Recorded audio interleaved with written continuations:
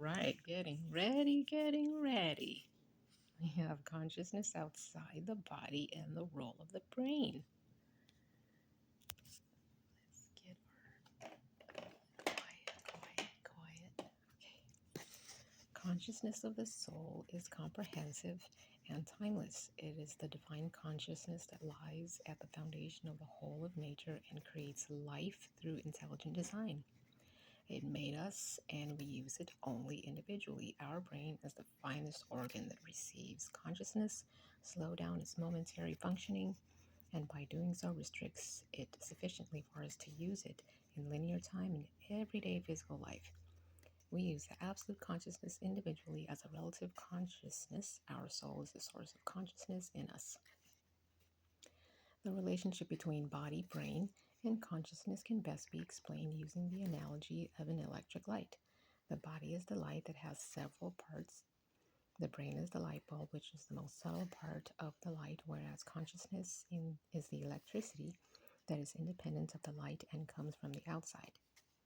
It appears as though the light shines all by itself, yet it merely conducts electricity to generate the light. In the same way, to a layman, it may appear that the brain produces consciousness, although it is nothing but an organ subtle enough to conduct the vibrations of consciousness and attune them with the body and its functioning. It transforms consciousness in the body into perception. Consciousness connected with the brain is what here we call the mind. There is the similar analogy of the brain with a radio set that merely conducts vibrations coming from outside. If it is broken, it cannot do so. When the brain is damaged, it cannot conduct consciousness and the body is unconscious. We are then in a coma or deep sleep. That is why it is wrong to conclude that consciousness is only in and out of the body. Since consciousness is not of the body nor in the body only, and since consciousness is directly connected to our transcendental soul, we are able to have out of body experiences. The reason why the individual physical mind in the body is not always aware of the higher consciousness of the soul nor of what it experiences spontaneously in out of body experiences lies in the fact that mind is not always united. It is split into a multitude of eyes that shift on the surface of consciousness. These are conditioned by the outer influences and the body itself, which both change constantly. A division into a multitude of eyes is the main reason the mind is often deluded. What what one eye to do, the other eye did not. Sorry, what one eye decided to do, the other eye did not. Mistakes go on being repeated, or the person is completely unaware of them. The mind needs discipline of yoga or meditation in order to become unique and aware of itself, and that means always aware of its limitations. I know that I do not know, and only then can it become aware of what is above it and what enables it, which is the higher mind and consciousness of the soul. The mind is split because it is a reflection of the body, and the body itself is made up of large numbers of biological entities. The cells themselves originated from bacteria that join the symbiosis into a bigger whole, our body. That is why the mind is so prone to divisions. Divisions are its natural state. Unless these are extreme to the point that the mind cannot function. If that were the case, the individual in question would experience a mental disorder. Some milder forms of a split mind are the usual characteristic of all people who often have one thing on their mind but do something completely different. People who tend to forget things, who lie to themselves, and often enough, those whose manners, I'm sorry, manners and conduct are based on and sustained by social consensus. The more consciousness in the mind becomes whole and continually present, which is achieved through the discipline of meditation, the more powerful our conscious functioning is. This may extend to consciousness beyond the body. We may not only become aware of our dreams, but we may also enter our dream experiences. The more conscious and whole the more conscious and whole we are in the body, the more conscious we are outside the body as well. The spiritual evolution of the human can be reduced to being as aware in the body as they were out of the body prior to their birth in this body. Consciousness and time through the dimensions of nature. Nature, or overall existence, is divided across several dimensions. Ancient esoteric knowledge that divided the dimensions of nature according to the frequencies that in our experience are those of earth, water, fire, and air.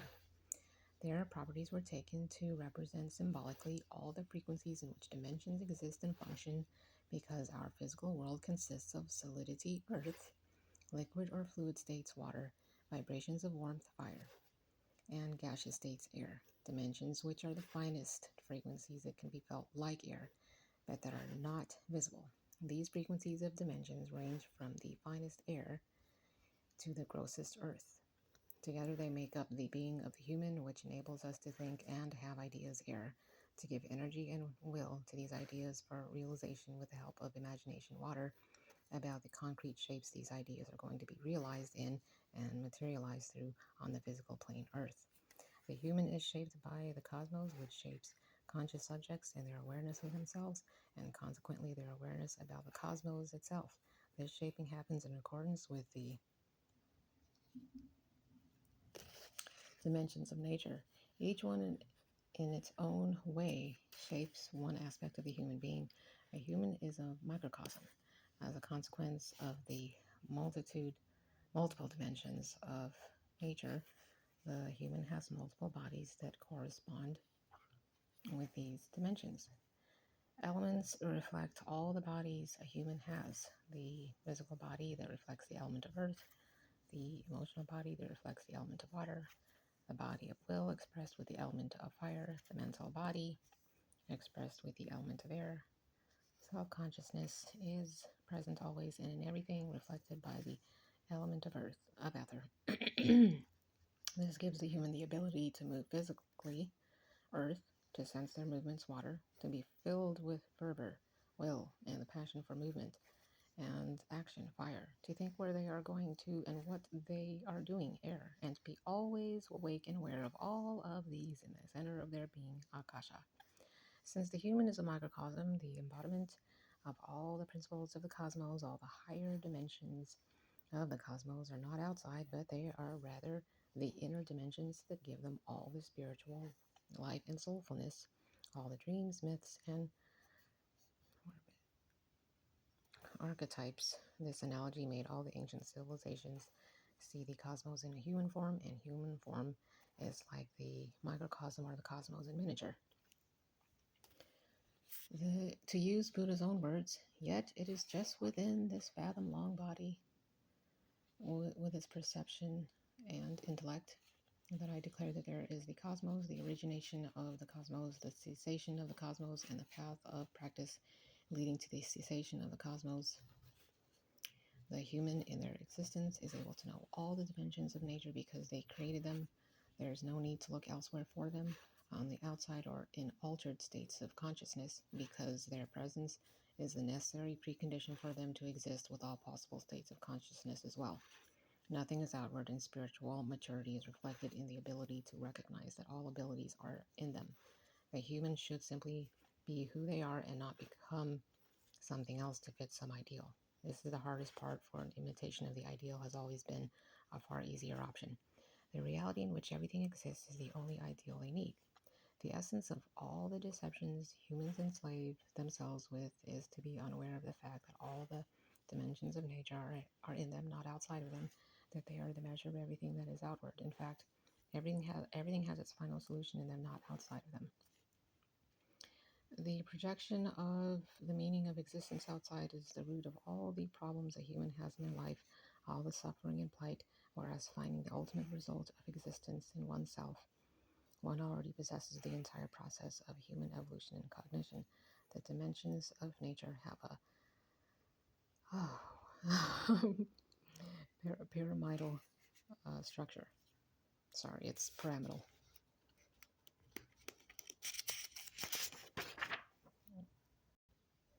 And here's an illustration, the element of air.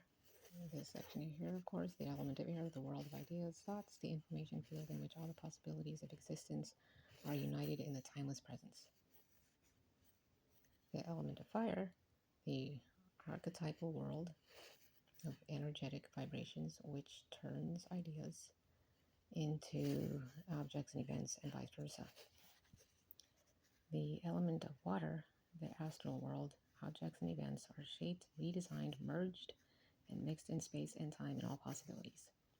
The element of earth, the physical world, objects and events are separate and defined in space and time. All right, the pyramidal structure represents the contraption of space and time. All the dimensions, contraction, all the dimensions of nature contract progressively as they rise from the earth and material plane. Material plane. Things and phenomena are separate in space and time only here on the material plane. In the astral world, which is above material world, things and phenomena are separate but may be intertwined. The limitations of the physical world do not apply there. Although there still are shapes and phenomena like in the physical world, it is the world where we spontaneously go during sleep and out-of-body experiences. That explains how time and shapes may mix there. This is the reason we dream the way we do. We experience past as present, impossible as possible, and even see the future. The astral world is represented by the element of water. It has no shape of its own, but takes on the form of its container and changes its property. Practically, it means the astral always assumes the shape of an idea, air, and an intention, fire, which are expressed in the world of astral in a specific shape. Most commonly, this is a temporary form that is used as an experiment before the final shaping as experiment. Shaping on the physical plane with imagination. Let me start all over there because I don't want to confuse anybody. We're going to start here. Which are expressed in the world of astral in a specific shape. Most commonly, this is the form that is used as an experiment before the final shaping on the physical plane. With imagination, we prepare the final materialization of our ideas. Dreams, too, serve the purpose of experimenting with ideas and possibilities as well as parallel realities, the ones we are unable to express on the physical plane that is made up of relatively solid shapes and space and time. In space and time. Above these four elements that represent the dimensions of nature, there is ether or akasha, space or field. It corresponds with the universal quantum field, which is ruled by the eternal present.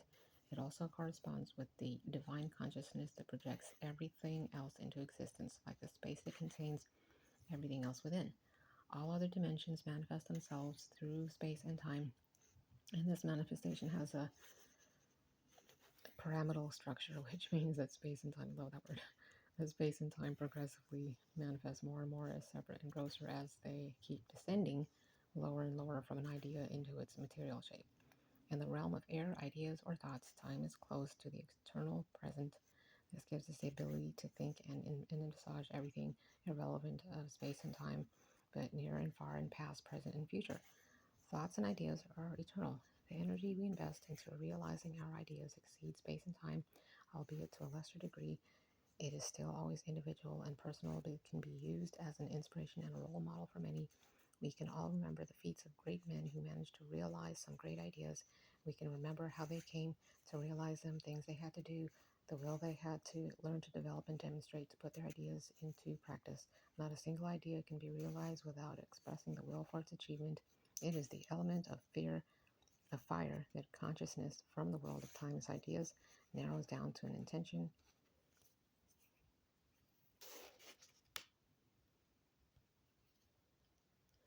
which in turn creates specific space and time for its accomplishment. To succeed in this, more contraction of space and time is required in the form of imagination or an image and a well-grounded plan on how best to achieve this. This is the element of water. Time is more contracted in it while shaping an idea in space. Concrete shapes become visible, although further experimentation is still possible. Finally, the idea is realized on the material plane as a tangible object, a state, or phenomenon.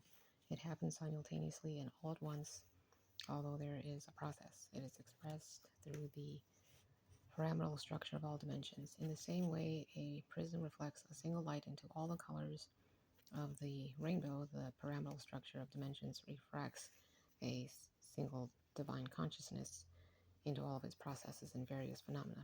It transforms the timeless present into space and time. The pyramidal structure of reality is the way in which one turns into a multitude where side by side time and timeless present coexist, as do thought and the object of this thought. A thought is an element of air, and the object of the thought is an element of earth. When we are holding a certain object in our hand, it belongs to the element of earth, and our thought of the object belongs in the element of air. However, these are not two different phenomena, but the same one manifested differently due to the different dimensions involved. The pyramidal structure makes the manifestation of one phenomenon in space and time refract into the outer gross object in our hand, and a fine idea of the object in our mind. The stone is in your hand, and the thought of the stone is in your mind. The thought and the stone are the same and only seemingly separated by these dimensions, but separated by our mind only. For the same reason, the mind can bring them back together in a new and creative way. And we will get back to this bold type here next time. Okay, thanks for listening.